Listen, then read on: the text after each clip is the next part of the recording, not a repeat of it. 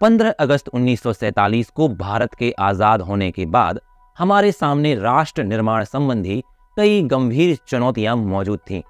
ये चुनौतियां इतनी अधिक गंभीर थीं कि हमसे पहले आज़ाद हुए कई देशों ने अलोकतांत्रिक शासन व्यवस्था को अपना लिया था। इन देशों ने अलोकतांत्रिक व्यवस्था को इस उम्मीद के साथ लागू किया था कि जल्द ही उन देशों में लोकतांत्रिक व्यवस्था लागू कर दी जाएगी, किंतु एक बार अलोकतांत्रिक व्यवस्था लागू होने के बाद फिर कभी उन देशों में लोकतांत्रिक व्यवस्था लागू नहीं हो पाई। ऐसे देशों में आज भी एक ही पार्टी या एक ही व्यक्ति का शासन चलता है। 25 नवंबर 1949 को डॉक्टर भीमराव अंबेडकर ने संविधान सभा में दिए गए अपने भाषण में कहा था, हिंदुस्तान की राजनीति में नायक पूजा जितनी बड़ी भूमिका अदा करती है, उसकी तुलना दुनिया की किसी भी देश की राजनीति में नायक पूजा के भाव से नहीं की जा सकती। लेकिन राजनीति में नायक पूजा का भाव सीधे पतन की ओर ले जाता है और यह रास्ता तानाशाही की ओर ले जाता है। लेकिन हमारे देश ने इन कठिन चुनौतियों का सामना करने का निर्णय लिया। हमारे देश ने एक कठिन रास्ते को चुना और भारत में लोकतांत्रिक व्यवस्था लागू कर दी गई। 26 जनवरी 1950 को देश का संविधान लागू होने के साथ ही भारत एक लोकतांत्रिक देश बन गया। लोकतंत्र के सबसे महत्वपूर्ण अंग की बात की जाए तो वह है चुनाव। जब भारत में लोकतंत्र लागू किया गया तो यह फैसला किया गया कि 1950 में ही पहले आम चुनाव करा लिए जाएंगे और इस कार्य के लिए 25 जनवरी 1950 को भारत निर्वाचन आयोग यानी इलेक्शन कमीशन ऑफ इंडिया की स्थापना की गई। श्री सुकुमार सेन इस आयोग के प्रथम निर्वाचन आयुक्त बने। लेकिन पूरे देश में निष्पक्ष और सफल चुनाव कराना आसान नहीं था। चुनावी क्षेत्रों का सीमांकन किया जाना था, मतदाता सूची तैयार की जानी थी और इन दोनों ही कार्यों में बहुत अधिक समय खर्च हो गया।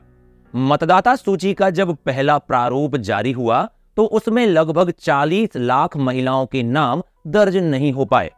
ऐसी महिलाओं को किसी की बेटी या किसी की पत्नी के रूप में दर्ज किया गया था। चुनाव आयोग ने ऐसी प्रविष्टियों को मानने से इनकार कर दिया।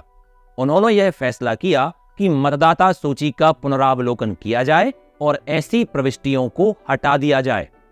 भारत एक नई शुरुआत करने जा रहा था, क्योंकि इतने बड़े पैमाने पर यह काम दुनिया में कभी नहीं हुआ था।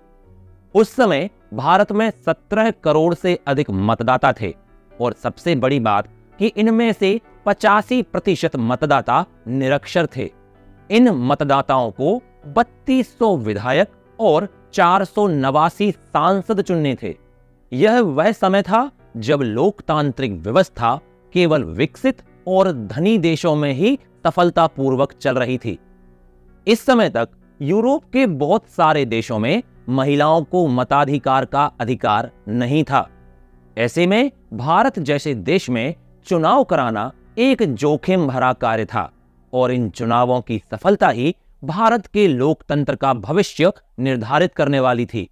एक हिंदुस्तानी पत्रकार ने इस चुनावी प्रयोग को इतिहास का सबसे बड़ा जुआ करार दिया। ऑर्गेनाइजर नाम की एक पत्रिका ने लिखा कि जवाहरलाल नेहरू अपने जीवित रहते ही यह देख पाएंगे और पछताएंगे कि भारत में सार्वभौम मताधिकार असफल रहा। इंडियन सिविल सर्विस के एक अंग्रेज अधिकारी ने कहा था कि आने वाला समय और अब से कहीं ज्यादा जानकार दौर बड़े विस्मय से लाखों अनपढ़ लोगों के मतदान की यह बेहुदी नौटंकी देखेगा। पूरी दुनिया भारत के चुनाव अभियान के असफल होने की राह देख रही थी। आखिरकार 2 बार स्थगित होने के बाद 1951-52 में चुनाव संपन्न हुए। 25 अक्टूबर 1951 को हिमाचल प्रदेश में चुनाव के साथ चुनावी अभियान का प्रारंभ हुआ और जनवरी-फरवरी 1952 में पूरे देश के लोगों ने पहली बार अपने मताधिकार का प्रयोग किया। इस पहले आम चुनाव में प्रत्येक मतदान केंद्र पर प्रत्येक उम्मीदवार के लिए एक मतपेटी का प्रयोग किया गया था और इस मतपेटी पर उस उम्मीदवार का चुनाव चिन्ह अंकित किया गया था। प्रत्येक उम्मीदवार को एक खाली मतपत्र दिया गया जिसे वह अपनी पसंद के उम्मीदवार की मतपेटी में डाल सकता था। इस कार्य के लिए लगभग 22 लाख मतपेटियों यानी बैलेट बॉक्सेस का प्रयोग हुआ था। इस चुनाव में लगभग 17.6 मतदाताओं ने अपने मताधिकार का प्रयोग किया। इस चुनाव में 21 वर्ष की आयु पूर्ण करने वाले सभी भारतीय नागरिकों यानी महिला, पुरुषों एवं अन्य को मतदान का अधिकार प्राप्त था। पहला आम चुनाव 68 चरणों में पूर्ण हुआ था।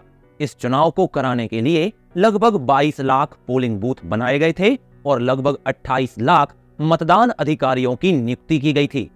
सार्वभौम मताधिकार के इस प्रयोग ने आलोचकों का मुंह बंद कर दिया। टाइम्स ऑफ इंडिया ने माना कि इन चुनावों ने उन सभी आलोचकों के संदेहों पर पानी फेर दिया है जो सार्वभौम मताधिकार के इस प्रयोग को एक जोखिम का सौदा मान रहे थे। हिंदुस्तान टाइम्स ने लिखा कि यह बात बखूबी मानी जा रही है कि भारतीय जनता ने विश्व के इतिहास में लोकतंत्र के सबसे बड़े अभियान को बखूबी अंजाम दिया। 1952 का आम चुनाव पूरी दुनिया के लिए एक आश्चर्यचकित कर देने वाला प्रयोग साबित हुआ। भारत ने यह साबित कर दिया कि गरीबी और अशिक्षा के माहौल में भी लोकतंत्र की मजबूत नींव खड़ी की जा सकती है।